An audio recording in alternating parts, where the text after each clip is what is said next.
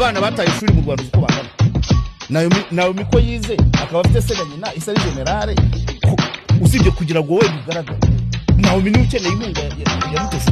Mu minsi ishize inkuru nyinshi zagarutse ku gikorwa cya Miss Mutesi Jolly cyo kugura kopi 100 z'igitabo Modern Crown cyane ishimwe naho Miss Rwanda 2020 zakomeje guteza impaka ndende ku mbuga nkoranyambaga.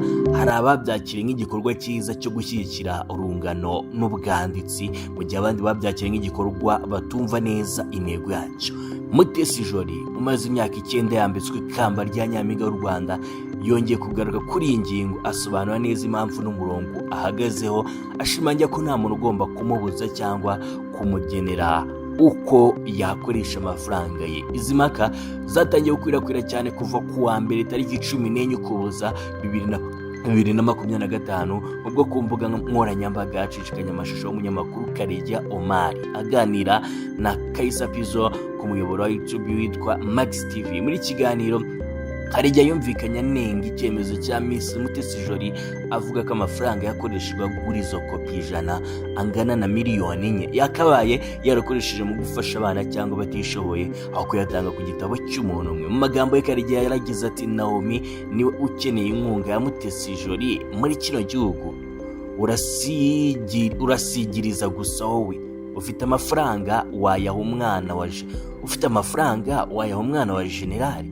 Aya magambo ntiyaciye intege Miss Mutesi Jolly, ahubwo yamubereye umwanya wo gusobanura no kwerekana ko hari byinshi byirengagijwe mu byavuze. Kuri uyu wa gatatu tariki 17 Ukuboza 2025 Miss Mutesi Jolly yifashishije urubuga rwa X rwahoze Twitter asubiza Karegeya Omar n'abandi bari bagaragaje impungenge cyakunenga icyo gikorwa. Mu butumwa bwashimangiye ko amafaranga yakoresheje araye bwite, bityo ko ntawe agomba kugisha inama ku cyemezo yafashe. Ati, ngaho reba nawe ukuntu yivovota avuga ubusa. Ubuse iyi analize cyangwa se ubuse gusenguzi ni bwoko ki? Ibitabo bigenewe kuzakoreshwa bihabwa abanyeshuri batandukanye badafite ubushobozi mu bukangurambaga Naomi azakora. Aya magambo yaje kurikirwa n'andi yagaragaje ko atiteguye kugibwaho impaka ku mikoresheje y'amafaranga ye bwite. Yagize ati, ikindi nakoresheje yanjye uko mbyumva, si ngombwa ko ngo tubyumvikaneho, nimugakabye kabisa. Ibyatangajwe na Miss Mutesi Jolly byatumye benshi bongera gutekereza ku ntego nyakuri y'icyo gikorwa, cyane ko byagaragaye ko ibyo bitabo bitari bigenewe kuguma mu bubiko, ahubwo bizakoreshwa mu gufasha abanyeshuri badafite ubushobozi binyuze mu bukangurambaga Miss Nishimwe Naomi ateganya gukora. Ni nako Miss Nishimwe Naomi yabwiye Inyarwanda ko nyuma yo kumurika igitabo cye ku cyumweru tariki 14 Ukuboza 2025 mu muhango wabereye muri Kigali Convention Center, yavuze ko yakiriye inkunga z'abantu banyuranye baguze ibitabo, bityo ko azabyifashisha cyane mu kubigeza ku bandi batishoboye, akeneye ko inkuru zabo zigeraho. Iyi nkuru yongeye kugaragaza ko ibikorwa by'ubugiraneza n'ubufasha bishobora gufata isura zitandukanye, kandi ko atari buri gihe bigomba gukorwa mu buryo bumwe abantu bose bumva cyangwa bemeranya. Kuri Miss Mutesi Jolly, kugura ibitabo 100 byari uburyo bwo gushyigikira ubumenyi, gusoma no gufasha urubyiruko ruzabigiriramo akamaro, ikintu wabona ko ntacyo ari umusanzu ufatira ku iterambere ry'abandi. Ni Miss Mutesi Jolly yararabyivu kabisa uwitwa Karegeya wavuze amagambo agaragaza ko Miss Mutesi Jolly atarakwiye guha miliyoni 4 Naomi.